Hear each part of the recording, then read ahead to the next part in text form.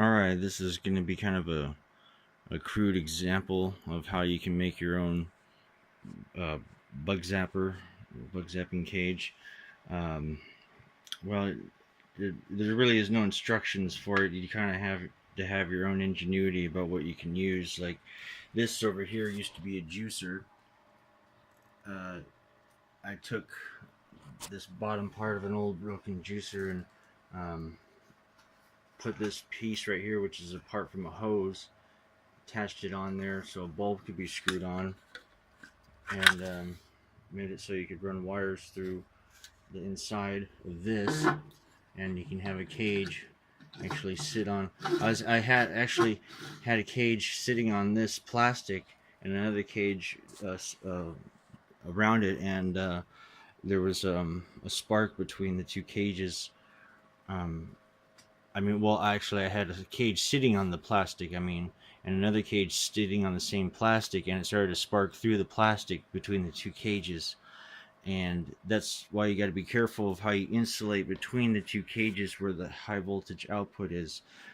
In this example, I'm going to have this uh, tall part from another bug zapper be the insulator and not the table, because it'll actually spark through the table if I had this smaller cage actually sitting on the wood with this one.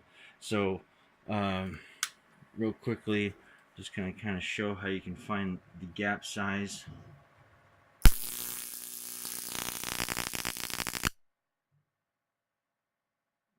Okay, so just like that, you gotta kind of make your cages and adjust the size depending on where your voltage gap is.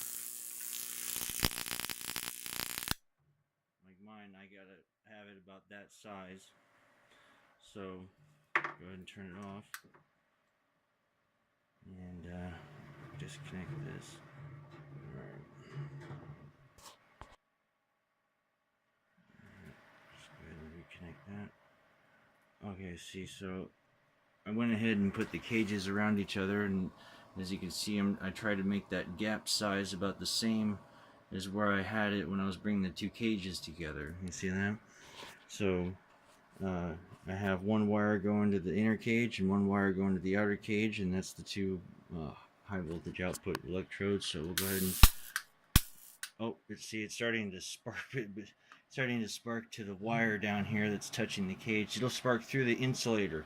That's why you got to be really careful about how you separate the cages, because it'll spark through wood. It'll spark through these insulators. Like if you touch these wires, even though they're insulated, when they're high voltage, it'll zap you and get you good. So you got to be really careful. And yeah, once again, I'm not responsible for anybody's actions who watches this video. So you need a transformer like this one. This is a ignition transformer, high voltage. That's what this. See the see the thing's humming like crazy because it's magnetizing the wire that it's going through right there and sparking through that hole in the insulator in the bottom. See, if that wire was going through the middle instead of on the side, it would not be sparking like that. But anyway, see, so that's the sweet spot for that cage. So if anything flew through there, it would get zapped between the two cages. Yeah, I don't currently have no light bulb or no way of really showing how a bug can go through there, but whatever goes through the two cages right now will get zapped for sure. Like just like that. You can feel the electricity in the air too. And you can use any kind of transformer. Like this is a neon transformer right here. Oh, there it is. And like I said, you just got to be really careful how you separate the cages if you're using a 10,000 volt like this one, because this will really hurt you. I mean, it has a big danger warning sign with a hand. I mean, if you remember Jurassic Park, they used 10,000 volts to keep the dinosaurs away.